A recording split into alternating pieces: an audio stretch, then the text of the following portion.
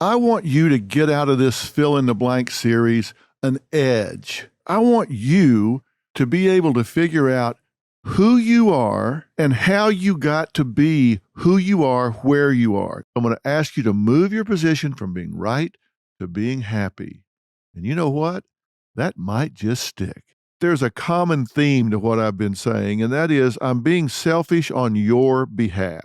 And you may think, boy, if I do everything he's been talking about, I'm going to feel selfish. Well, don't. Do not feel selfish when you're putting yourself first.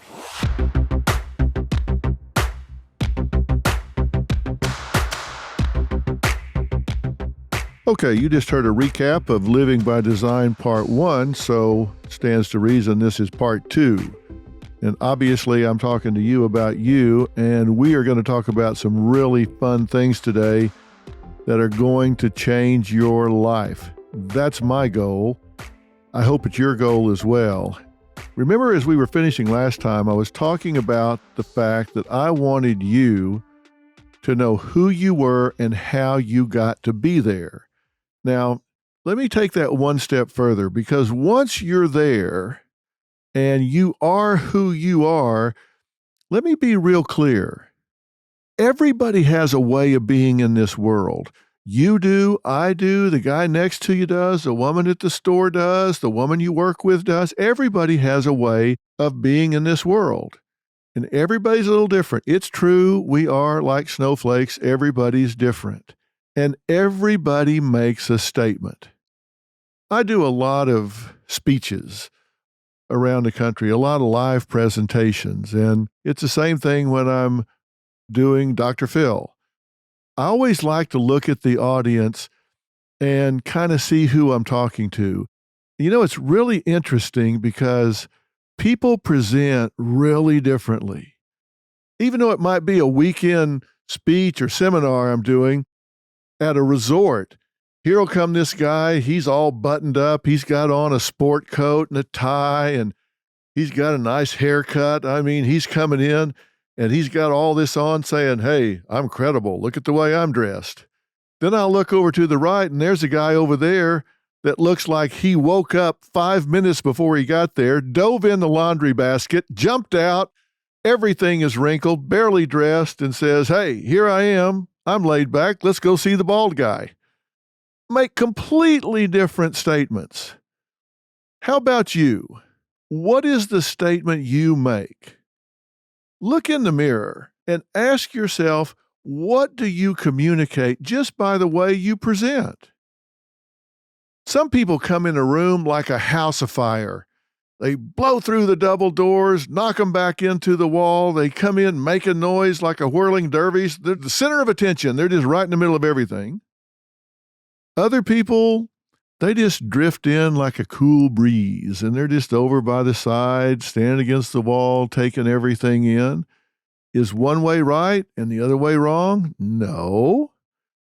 Neither way's right or wrong. Everybody has their own way of being in the world. The main thing is that you know what you're projecting. What's your image? What are you putting out? And is it what you want to put out? I'm a people watcher. You probably guessed that by what I do, but I'm a people watcher. I'll never forget one time Jay was with me. We were traveling in New York, and we were flying out of LaGuardia back to Dallas. And that's at the end of one concourse, way at the end. Now, this was back before 9/11, so anybody could get on the concourse down by the gates.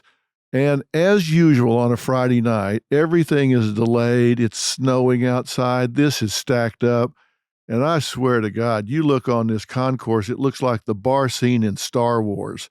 There's all kinds of creatures out there looking around. And so he and I are just standing over to the side and we're watching people and we're looking at this one guy. I say, Jay, hey, look at this guy over here. Now, this guy was gray. He had gray hair. He had on a gray suit. He had on a gray shirt. He had on a gray tie. He had on gray shoes. His skin was gray. His briefcase was gray. This guy was gray. He looked like Don Knotts, Barney Fife from the Andy Griffith Show. I mean, it looked like if you thumped him, he would fall down. And he's standing there kind of hunched over against the wall. All of a sudden, down the concourse, here come three guys. They're marching, goose-stepping down there, lockstep. These guys have got on leather jackets. They've got everything you can possibly pierce on your body pierced. They got chains going from their nose to their ears.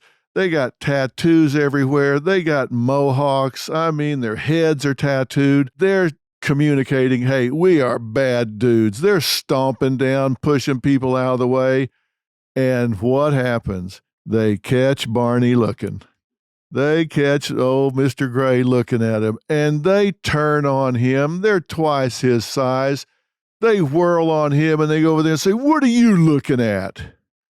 Now, I usually mind my own business, but oh, wait a minute. I don't even know why I said that. That's not true. I don't always mind my own business, but I sure didn't this night. They're over there bullying this guy. What are you looking at? I couldn't help myself. I went over there and said, what do you mean, what's he looking at? He's looking at you, you freaks. What do you expect? Did you get up this morning and put all these chains in your nose and your ears because you wanted to be under the radar? Are you kidding me? You do all this so people will look at you. So he's looking at you. So tell it walking, jerks.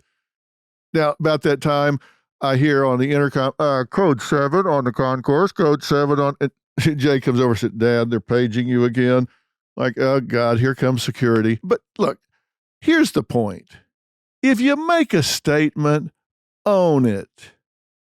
I don't care if these guys put a chain coming out of their brain. But if you do, own it. Don't have a statement that you make and then criticize people for reacting to your statement. If you go to work and you are authoritarian and you order everybody around and you act like you're King Kong, so everybody treats you like you're a cop or everybody treats you like you're the school principal, then don't get upset because nobody wants to go have lunch with you. Own your statement. And if you don't like your statement, then change your statement. I ask you to think about not what you do, but who you are and how you got to be there. From the time you were born, people have been writing on the slate of who you are. The way you were treated as you were a child, what your experiences were in school, did you succeed or fail academically, athletically, socially, what role you had in your family. Were you the clown? Were you the perfect kid? Were you the black sheep? I mean, whatever. People have written on the slate of who you are that have determined who you become. I always say to parents, we're not raising children, we're raising adults. And when you were 5 years old, your parents were raising the adult you have become today. Many people say that personalities are formed by the time you're 5, 6, 7 years old. Other researchers say that continues on into your 30s. But certainly, every day of your life, everywhere along the way, people are writing on the slate of who you are. And so that's who you are sitting in that chair today. You have a personal truth. You have a statement you make. I'm just asking you to evaluate the statement you make, ask yourself if it's the one you want to make, and then own it. Here's a good way to give yourself a test. Ask yourself honestly what you think people say about you when you're not around. Not what they say to your face, but what they say when you're not around. Give yourself enough credit to be big enough to think about what people say when you walk away. Do they say, that's a really nice person, I really like her, I really like him, or they are insufferable? Give yourself enough credit to consider what kind of statement you're making. And remember, a lot of what you communicate is nonverbal. Now, it's been said that 7% of all communication is verbal and the rest is nonverbal. That's true if all you're saying is hello. But then the more you talk, the less is nonverbal and the more is verbal. You have to look at your words. Do you speak aggressively? Are you in people's face? Do you violate their personal space? Ask yourself what statements you make, and then ask yourself whether or not that's what you want to make. But either way, you have to own it. Make no mistake, your kids are paying attention to the statement that you make. We always say, kids don't listen these days. Well, maybe they don't listen, but they're always watching. They may roll their eyes, they may look away, but make no mistake, your kids are watching. They're watching what kind of statements you make, and it may not be what you think they're watching. Let me give you an example. The most important role model in any child's life is the same-sex parent. A close second is the other sex parent. Now, you may think, okay, then if I cuss and yell, holler, and fight, then, okay, I'm being a bad role model. No, it's not just that. Take this example.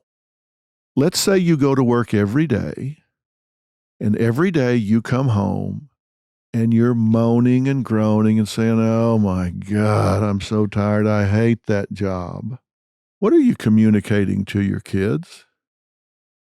You're communicating that what you do in life is you grow up and sell out. You grow up and go do something you do not want to do for someone you do not want to do it for, and sell out your life, and weeks turn into months, months turn into years, years turn into a lifetime, and you're teaching them that's what's in their future. And then you're going to expect them to grow up and be unique individuals that fight for what they believe in? I don't think so. Ask yourself if you're doing what you don't want to do and coming home and complaining about it every day is teaching your children to grow up and do what they don't want to do and complain about it every day. So, I said last time I was going to talk to you about the core characteristics of a champion. And I'm going to do that, but first, I want you to do something for me. I want you to agree to put yourself and your family on what I call project status. Project status. Now, let me tell you what I mean when I say to put yourself and your family on project status. Let's say you're sitting around watching TV, and you have an awareness that you need to clean out the garage and paint it. Okay, you're not doing anything about it, but you've got an awareness that you need to do it. What do you think the chances are of that garage getting painted? Yeah, not much. But let's say you're listing your house for sale and they are going to come and take pictures Monday morning and it's Friday at noon. Now, what are the chances that garage is going to get cleaned out and those walls are going to get painted? Pretty damn good. You know why? Because it becomes a project with a deadline. It becomes a project with a deadline, and you put it on project status. That means you push everything else out of the way. That moves to the top of the priority list. It's on project status, and things start to happen. Now, I tell you that to tell you this. If you aren't fully satisfied with who you are or where you are, if you aren't fully satisfied with your marriage, your family, your career, the amount of money you're making, the amount of money you're saving, the condition you're in, how much weight you're carrying, what kind of health you have, it's not going to change until you put it on project status. Now, let me explain something that I think is really important before we get to the core characteristics of a champion. And when we get to the core characteristics of a champion, I'm going to be telling you what I have learned across time. And you're going to be hearing some quotes from some real champions. I'm talking Charles Barkley, Emmitt Smith, Bill Belichick, Shaquille O'Neal, and not just athletes. You're going to be hearing from like Ron White, one of the most successful comedians in the world, Steve Harvey, one of the most successful television personalities in the world, Vince Lombardi, one of the greatest legacies in the history of football, Michael Jordan, Muhammad Ali, Kobe Bryant, Derek Jeter, Billie Jean King. I'm going to be giving you some insight from some of the biggest champions in the history of our country. But I don't want to tell you that unless you're willing to put yourself on project status. Because if you're not willing to put yourself on project status and all you're going to do is just have an awareness, I'm wasting my breath and your time, and I don't want to do either one of those things. So when I say put yourself on project status, I mean you've got to say, I am going to set some goals, I'm going to put them on a timeline, and I am going to commit to change. Now, there are 4 stages of readiness that I want you to understand before we go forward. 4 stages of readiness. Now, stage 1 is when you are going to commit to a change because it has been assigned by authority. Now, what am I talking about here? Let's say you get in trouble, so you go to court and they give you court-ordered anger management or court-ordered rehab for drunk driving. What do you think the chances are that somebody's going to really make a change when they go to therapy because the court says they have to and no other reason? How about 0? Whatever money they spend on these court-ordered programs, they might as well put them in a paper shredder, take that money, put it in a paper shredder, bag it up and sell it for confetti. At least they would get some money out of it because it's absolutely worthless. Those people are going because they are compelled to go, and absolutely no change is going to take place. Stage of readiness number 2 is when you're making a change because somebody else wants you to.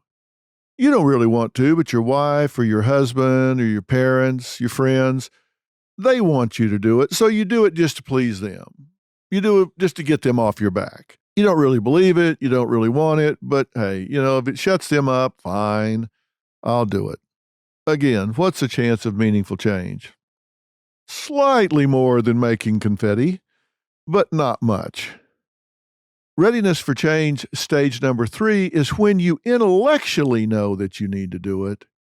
You don't feel it, but at least in your mind, you know, hey, this is not smart.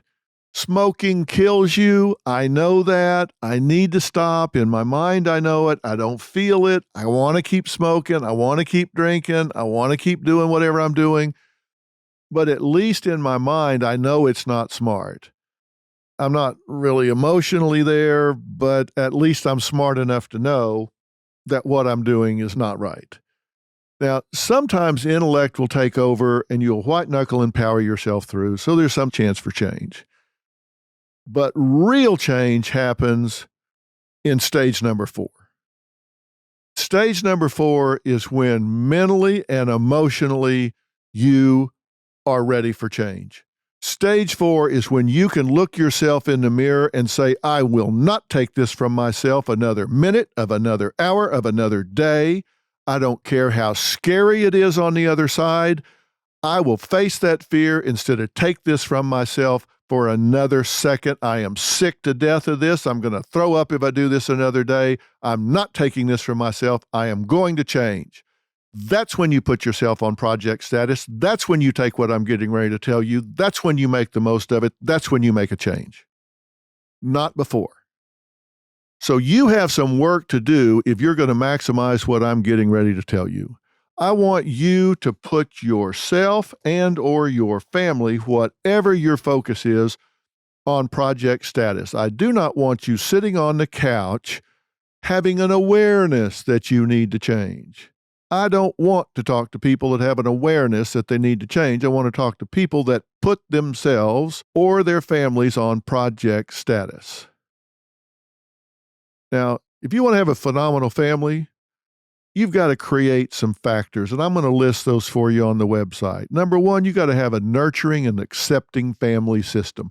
I don't care what kind of legacy you had. I don't care what kind of family you grew up in. You are the adult now. You get to decide what kind of family system you have, and you have to create a family system that nurtures every family member and makes every family member feel accepted. The number one need in all people is acceptance. The number one fear in all people is rejection. And if you don't feel acceptance in your own family, then people are writing on the slate of those family members with a real ugly pen. You need a family unit that nurtures everybody in the family, accepts everybody in the family. Everybody wants to have a sense of belonging. Everybody wants to feel like if they don't show up somewhere, there's somebody in this world that will miss them. There's somebody in this world that will care. There's somebody in this world that will be checking to find out why they're not where they're supposed to be. You want a family system that nurtures them, makes them feel good about who they are, and accepts them as part of the family. And there's a role for every member of the family. Factor number 2 is that the family has a rhythm versus chaos.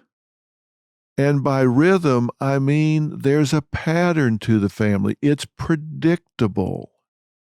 That doesn't mean there's an absence of spontaneity, but there's a rhythm to it. They just know that, hey, we go to bed at a certain time, we get up at a certain time, we have meals at a certain time, we react to things. Well, there's just a certain rhythm to the family, and it's a very calming rhythm. We can depend on it. We rely on it. It's very important that children grow up in a family where there's a certain rhythm, there's a certain flow.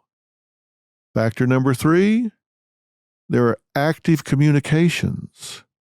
And let me tell you how to do that. If you're a parent, I want you to spend time talking to your children about things that do not matter. I didn't misspeak.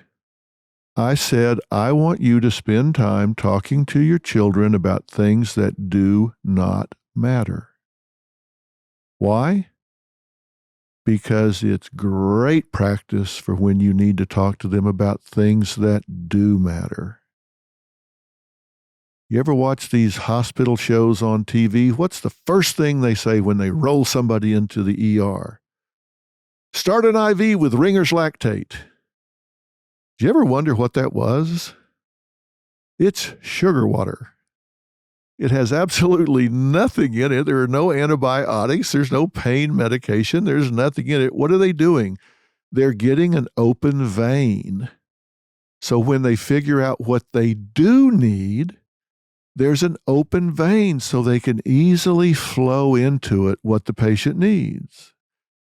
That's what happens when you open channels of communication by talking to your children about things that don't matter. It's not threatening, it's easy. And then when something comes up that does matter, you've got an open vein. You just flow right into it. It's not the first time you've ever gone out and tried to talk to one of your kids and they're thinking, what the hell is this all about? Talk to your children about things that don't matter so there's an open line of communication when things do matter. Number 4, you need to create rituals and traditions.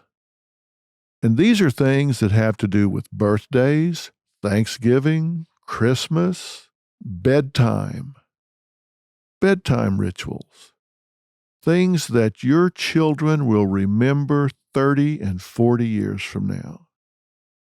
Did you always open your presents on Christmas Eve? Did you go to Mass on Christmas Eve? Did you have birthday parties where there was always a candle and it was just the family? Did you have certain things you did at bedtime? Did you turn the TV off and start calming down before it was bedtime? I always told my boys a story right before they went to bed, and it was always a story about them. I told them a story, and they were in the story. And they always used to listen to figure out, how am I going to be in this story? Because I'd be telling them a story, and then all of a sudden, Jay or Jordan was in the story, and they were doing something, and they always listened for that. And both of those boys grew up from the time they were 2, 3, 4, 5 years old, getting told a story that they starred in every night before they went to bed. It wasn't a big deal, but it was just a tradition. It was a ritual that they grew up with. And they will tell you to this day that they heard these stories. Sometimes they were funny, sometimes they were serious, sometimes they were just matter of fact, but they were always in the story. Create little rituals and traditions for your family. And the fifth thing is you've got to have crisis management. Every member of your family knows that when a crisis arises, there's no judgment, there's no punishment, there's no problem. The crisis gets managed. That every family member becomes a resource. They know when problems arise, their primary unit is their family. And they need to know that and learn that, and you need to make that the case no matter what. If your daughter all of a sudden is pregnant at 14, she needs to know my family will rally around me. We'll deal with it later, but right now, I know I have a place to go. If your child is getting bullied at school, they need to know I have a place to go. I'm not going to be left twisting in the wind to deal with this on my own. I have resources in my family. I'm nurtured and I'm accepted. We have active communication, and my family is a resource for me. Now, I'm going to have all of those things on the website because if you're going to change your family, it has to be on Project Status. And if you'll do that, you have a place to start. You have a formula to pursue. That's what you need if you're going to put it on Project Status. You can't just make it up as you go along. Now, let's talk about you. I said we were going to talk about a lot of people that had put themselves on Project Status, and I said I was going to give you what I call the core characteristics of a champion. Here's the exciting part about this. I've studied winning. I've studied motivation. I've studied championships all my life. I've studied champions all my life. I told you last time I've been doing it since I was 12 years old. I focused on why people do what they do and don't do what they don't do. And here's some really good news. Across time, I have studied dozens and dozens and dozens of case studies of success. And here's what I found out. There are certain factors, certain characteristics of every champion I've ever studied. They're there every time. They're not there some of the time. They're there every single time. I started out with a big list, but I only kept the factors that were there every single time. If it was there half the time and not half the time, I threw it out. I just kept the factors on the list that were there every single time. And I worked it down to a list of 7, the 7 core characteristics of a champion. And the good news is, not only are those things identifiable, but those 7 things are doable by regular people, people like you and me. We don't have to be world champion skiers or world champion scientists or researchers. These are things that are doable by regular people like you and me. And I'm going to give you some illustrations. Now, I'm kind of heavy on athletes here because I grew up in an athletic world, and so I paid particular attention to those. But I want to play you some quotes from some people and tell you why they mean something to me. I was talking to Charles Barkley not long ago. Listen to this quote that he had to say when I asked what motivated him to be one of the top 5 rebounders in the history of the NBA. I was actually gigging him a little bit because I said, hey, you're not the greatest specimen, but yet you're one of the greatest rebounders. How did you make that happen? Here's what he said. Well, because I had success as a freshman. Because I led the SEC in rebounding for 3 years. And one of my coaches said, if you get 10 rebounds a night, if you look at the NBA right now, I think there's probably only 7 or 8 guys averaging 10 rebounds a game. Right. He says, if you get 10 rebounds a night, son, you're going to be in the NBA. And I'm like, that's going to be my specialty. I'm going to get me at least 10 rebounds a night. Think about what he just said. Somebody told him a formula for success. They said, you get 10 rebounds a night, you're going to be in the NBA. They said, here is a definition of success. You do this, you get that. And he nailed that down. He said, that is my ticket right there. I can do that. I've got something specific I can do. He had a clear definition of success. In another podcast, I was talking to Emmitt Smith, the #1 rushing champion in the history of the NFL. Listen to what he said. The foundation of sports is the one thing that I lean on the most. I think it's the thing that has helped shape and guide me and give me the discipline and the focus that I need and that I needed to become who I am. It was my way out of the neighborhood. What you just heard Emmitt say was what motivated him, and that he had a strategy to change his station in life.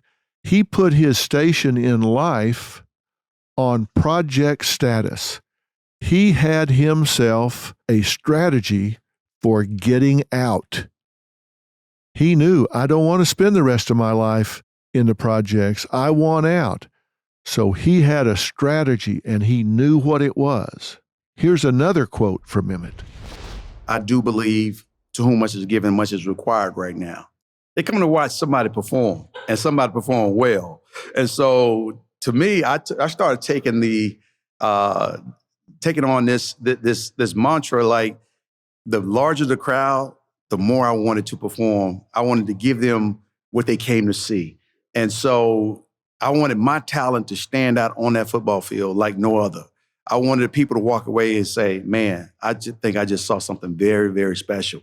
And that was important because the more I looked at it this way, the more I performed at my best, the more everyone else would probably perform at their best, and the more opportunities we would have to not only win games, but perhaps even win championships too. Wow. You just had a glimpse into the heart of a champion. And what did you hear? You heard passion. You heard that he takes action towards a known outcome. You heard what he's saying to himself in his mind when he's pursuing something. What do you say to yourself? He was taking action towards a known outcome, and he was very passionate about it. Then, as though that wasn't enough, he said the following. I tried to visualize the entire game before the game even was played. I tried to visualize the play calls, when I got the ball, what was going on the defensive side of the ball, where the guys was coming from. I tried to create this picture, this movie in my mind in terms of what I was going to do and what I was going to see and how I was going to respond. Now, I've talked about the importance of knowing what success was, but good grief, talk about being specific. He's playing a movie in his mind of what success is going to look like, feel like. So visionary. And that's present in every champion I've ever studied.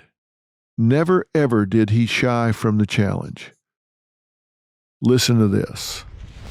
And so, but having the experience of being in games that are very, very meaningful to you as an individual player and to you as a team is absolutely paramount to your life experiences. I think it all pays itself forward and backwards. It gives you the opportunity to appreciate certain things. You've heard the old saying, pressure is privilege. He's telling you it matters that you are in situations that are meaningful, that have a consequence. He didn't want to be in a comfort zone. He wanted the ball. He wanted to take risks. Champions take risks. Champions get in the game of life. They get in the game of football, and when they do, they want to be in the pressure positions. They don't shy from center stage. They say, put me in, coach. Give me the ball. Listen to what Shaquille O'Neal had to say. I was raised by a disciplinarian father. Philip Harrison was a drill sergeant in the Army. So when he met my mother and I at 2, started early. Give me the bottle. Learn how to tie your own shoe. I thank him. I thank him all the time. Like, he was very hard on me, but it's not something that I dwell on now and say, he was too hard on me. I'm glad he did it. Because I look at a lot of guys in my position, they have no discipline, they have no drive, they have no values. So he put that into me right away. As I was saying at 3 years old, give me the bottle.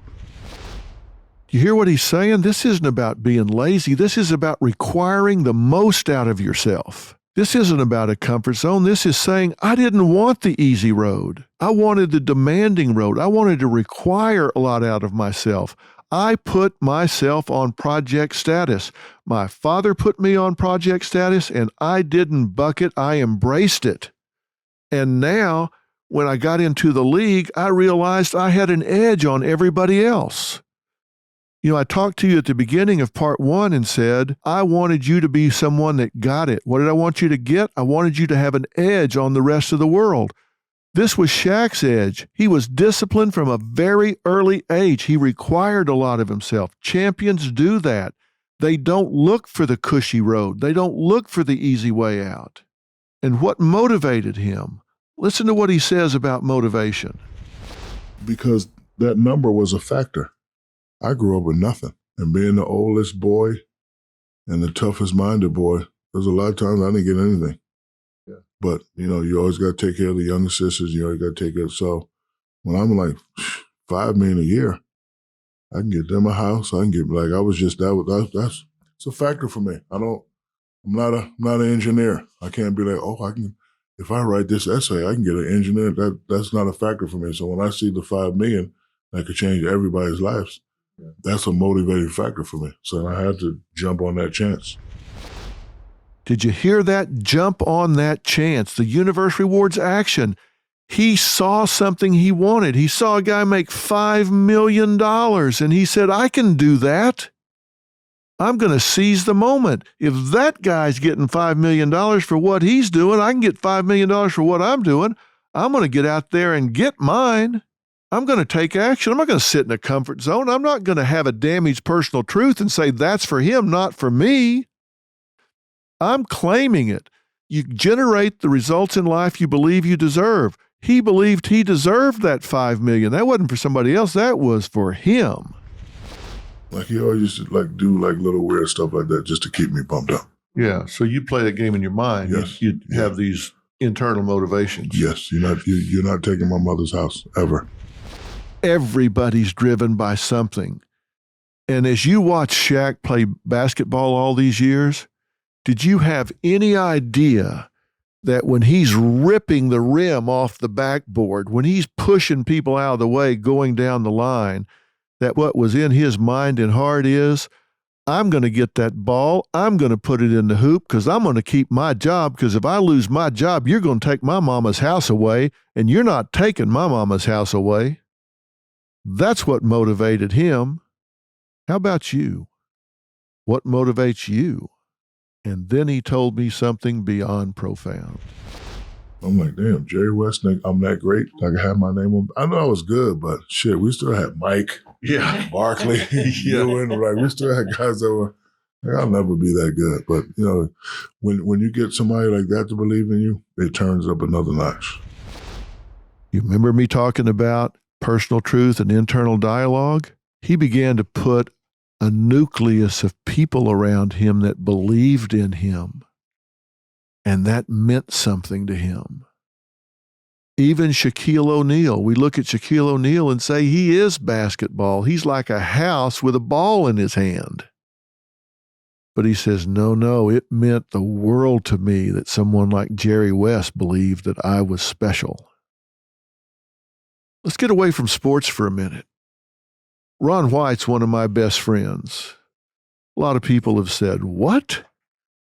How could Ron White be one of your best friends? He's a dope smoking, cigar smoking, scotch drinking rounder, and you haven't had a drink in 50 years. Well, you don't have to love everything somebody does to love them, and I love Ron White.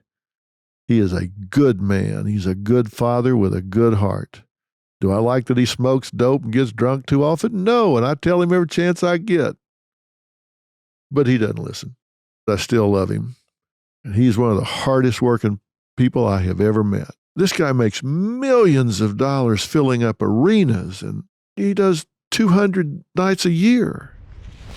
What I would do, and this is brilliant, and I know you'll agree, is I would invent stage time. So I would go to a restaurant and say, you guys should have a comedy competition here, and first prize is dinner for two.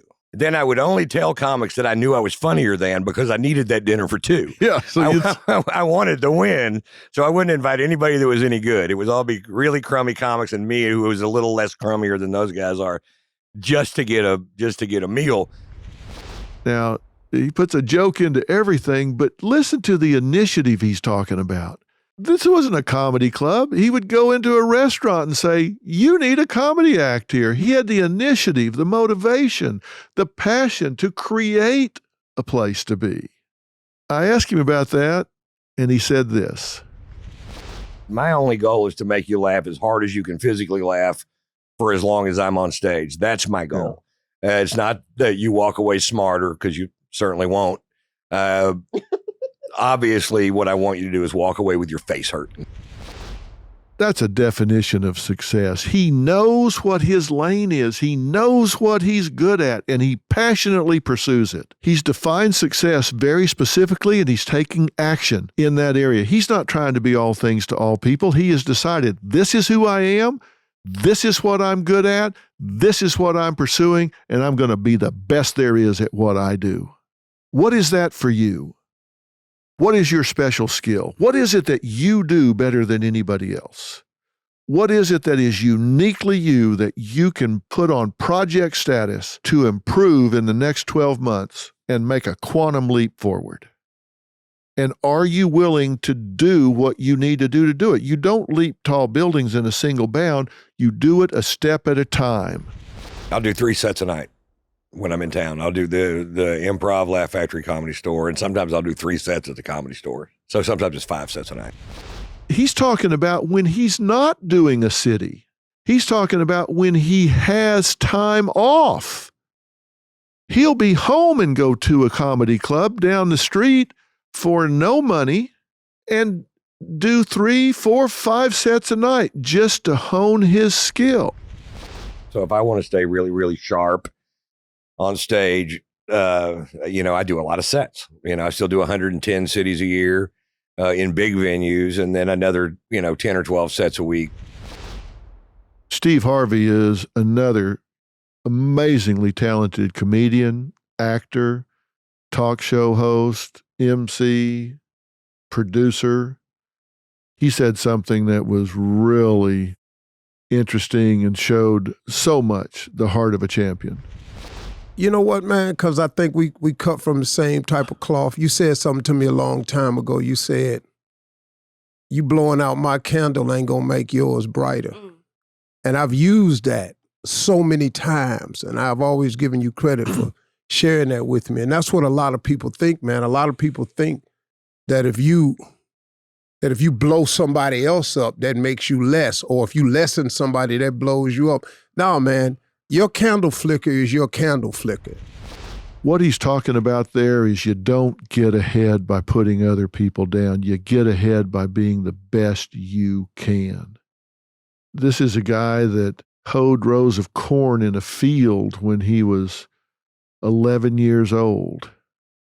And these champions didn't start at the top. They started where they started. They started scratching out a living. Because you may be sitting there thinking, well, yeah, that's easy, be quoting these champions, these multi-millionaire world champions. It's great for them. But I'm sitting here living in a rented apartment in a neighborhood, barely making my car payment or rent. Let me tell you, these guys didn't start out making millions of dollars. Listen to what Steve Harvey said. His philosophy was, you do what you can do when you can do it.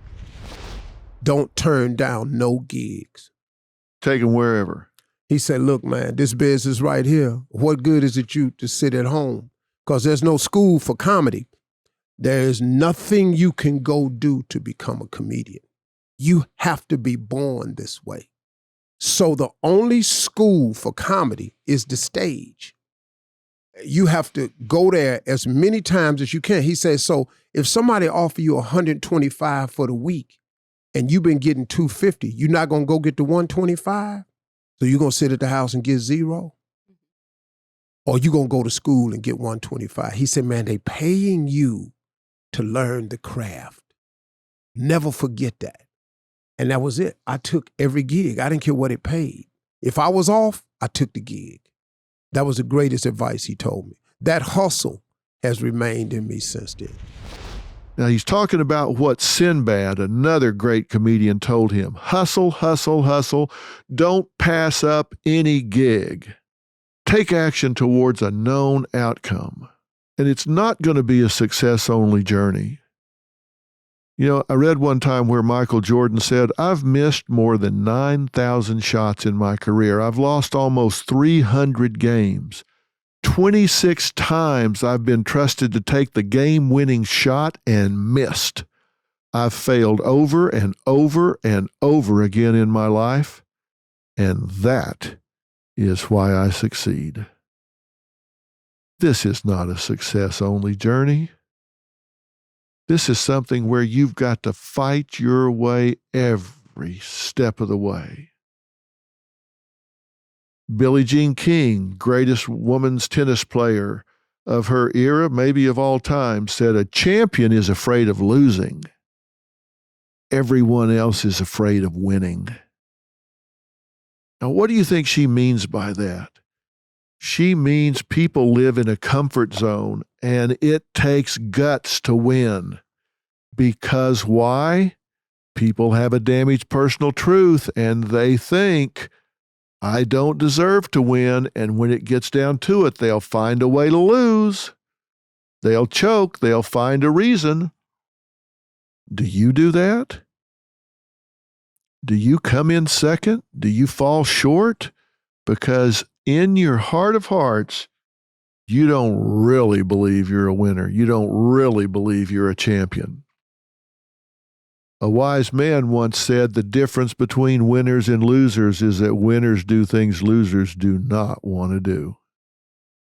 Well, maybe it wasn't a wise man. Maybe that was me. But that's really a good thought when you think about it. Winners do things losers don't want to do. So how about you? You willing to do what losers don't want to do? Well, let's find out. Because I'm going to tell you the 7 core characteristics of a champion right now. I'm going to tell you what I have learned. I've studied it, I've read about it, I've experienced it, and you're going to find, I'm going to be summarizing for you what I just gave you examples of from all of these amazing champions: Barkley, Emmett, Belichick, Shaq, Ron White, Steve Harvey, all of these different people. And here they are. The number one thing I found among people that were winners, people that were champions, is they understood you have to name it to claim it. They were very clear about what it is they wanted. They were very clear about their definition of success. These people that were winners, if you ask them, tell me about success in your life, tell me about what you're after, oh man, would they tell you. You know, a lot of people would say, oh, I don't want to talk about it, I'll jinx myself. Not these people. They would say, oh, let me tell you, I can tell you how it's going to look. I can tell you how it's going to feel. I can tell you how it's going to smell. I can tell you who's going to be there when it happens. I can tell you everything about it. They would give you rich detail. They could see it. I mean, it was just palpable to them. It was so real. They were not an unguided missile. They were like a laser bomb. They had a target and they knew exactly what it was. Number 2, these people had a strategy. They had a strategy from getting from where they were to what they wanted. They weren't just out there working hard saying, well, hopefully someday it's just going to pay off. No, no, no. They had a strategy. They had a plan. They recognized the difference between goals and dreams was a timeline and a calendar. They knew they had to have a timeline. They recognize that someday is not a day of the week. They recognize that if I want what I want, I've got to set a goal. I've got to identify the steps necessary to achieve the goal, and I've got to put that against a timeline, and I've got to hold myself accountable. They had a clear goal in mind and a strategy to get there, and that kept them focused on what they did want instead of working for what they didn't want. You don't want to work all your life for what you don't want and then get it and go, wow, I got what I didn't want. If you're going to spend all your life working, at least work for what you do want, not what you don't want. To do that, you have to define success, and then you have to have a strategy to get there. And that means you've got to break your goals down into measurable terms.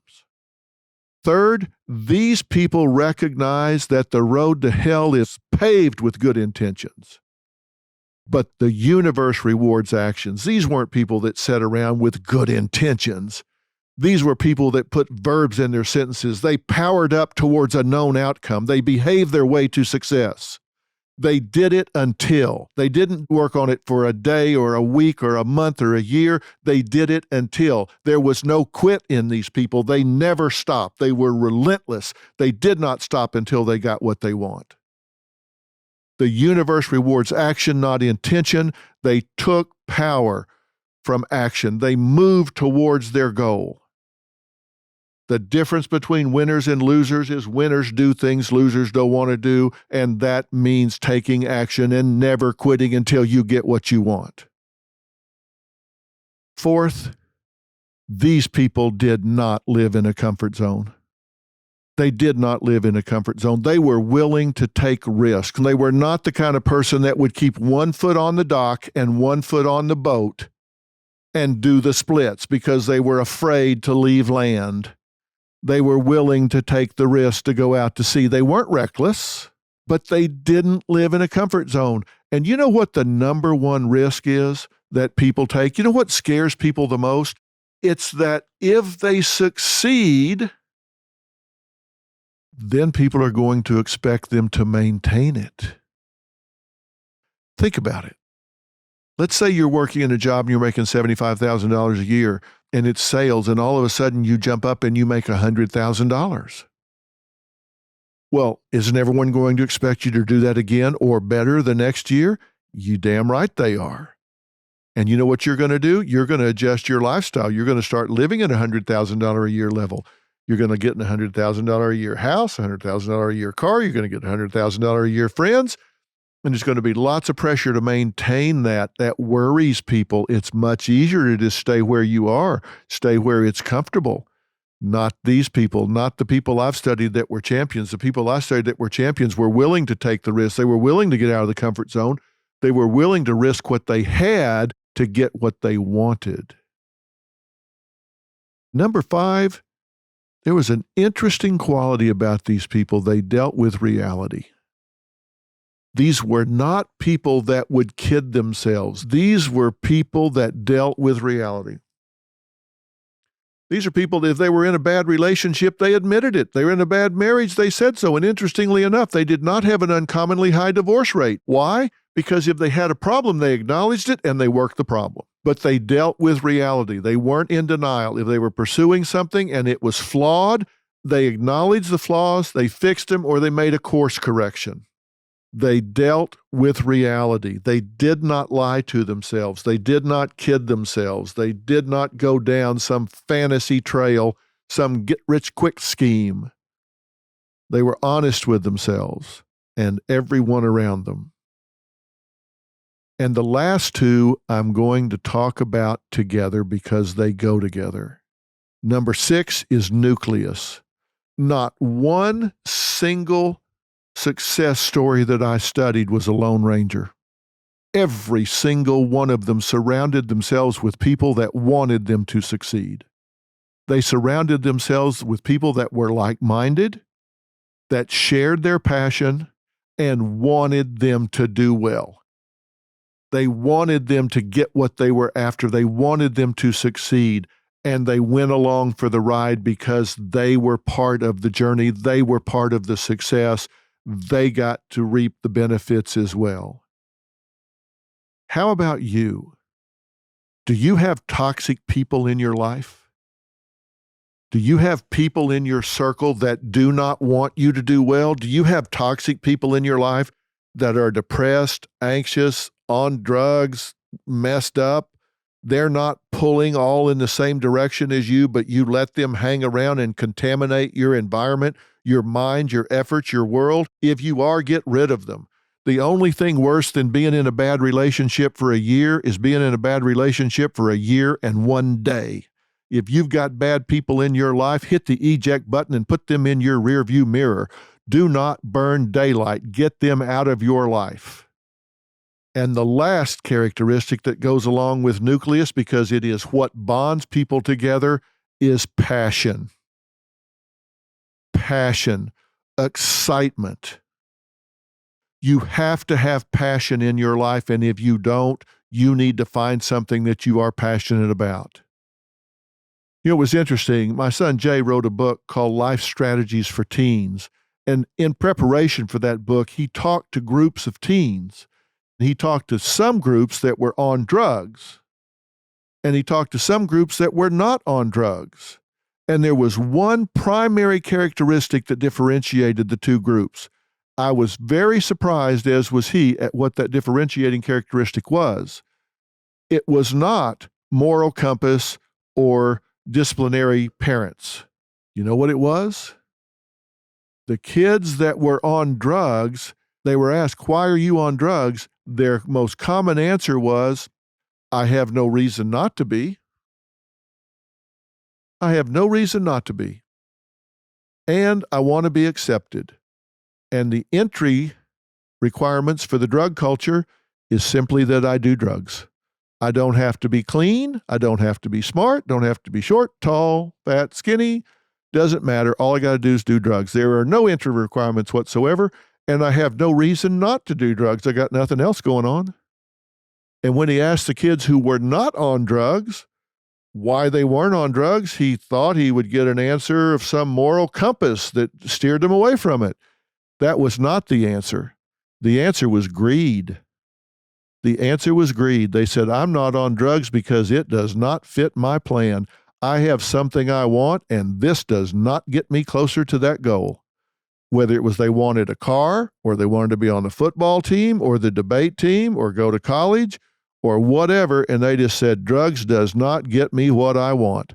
I passionately want to be on the football team. I passionately want to go to college. I passionately want to have a car. I passionately need this job, and drugs simply don't get me what I want, so it's my greed that keeps me moving forward, and drugs don't help, so they don't fit my plan." What does that tell you, Mom and Dad? If you have a kid that's not passionate about something in life, you need to stop listening to me right now and go find something for them to be passionate about. Because if they're passionate about something in their life where they don't have time for drugs, they're much less likely to go down that road. But how about you? Are you going through the motions? Are you waking up every day and just putting one foot in front of the other and going through the motions? Are you doing what you're doing today primarily because it's what you were doing yesterday? Not because it's what you want to do, but because it's what you're already doing. Are you doing what you're doing today because it's what's expected by your family, your friends, your church, whoever? Are you living an assigned life instead of an authentic life? If you aren't passionate about what you're doing, you need to really step back and ask yourself what it is you would be passionate about. Because you need to be passionate about something. Maybe it's a hobby, maybe it's your job, maybe you're blessed enough that your hobby and your job are the same thing, where your avocation and your vocation are one and the same. If that's true, you are truly blessed, but you need something that you are so excited about, so passionate about, that you just want to sleep fast. It's just like you just want to go to bed and go, zzz, get back up. I want to get back in the game. I don't want to waste time sleeping. I want in the game. I want to be in life. I want to get moving. And if that's not the case, you need to change the case. These 7 factors were present in every success case that I have studied over the last 45 years. And as I said, every one of them are doable by you. They're doable by me. Put yourself on project status. Put your life on project status. Maybe you're not going to be the number 1 rusher in the NFL. Maybe you're not going to be in the top 5 rebounders in the NBA. Maybe you're not going to be one of the top grossing comedians or entertainers in the world. But you can be the best at what you do. You can be the best in your life. And you can be excited about who you are and where you are every day for the rest of your life. You remember I asked the senator, what's the most exciting thing to ever happen in your life? And he said, well, Sonny, I hope it hasn't happened yet. And I certainly hope it hasn't happened yet in your life. And I certainly hope it hasn't happened yet in mine. I'll talk to you next week. When I put on that 51 jersey, my dad's number at Long Island City High School, he wore number 51. And I wore number 51 with the New York Knicks for my dad. And that was probably the highlight of my career. To me, acting is listening and responding. And it goes back to an old Stanislavski quote, which is the secret to an actor's creativity is the object of his concentration. I like to come back here and work on cars. You know, there's that old saying, the heart is happiest when the head and the hands work together. Mm-hmm. And when you write jokes all day, you're just thinking with your head. And then you come and you work with your hands. And it's just relaxing. Yeah. And you're accomplishing something. You feel like you've done something. I like having a front row seat to whatever happens in the world.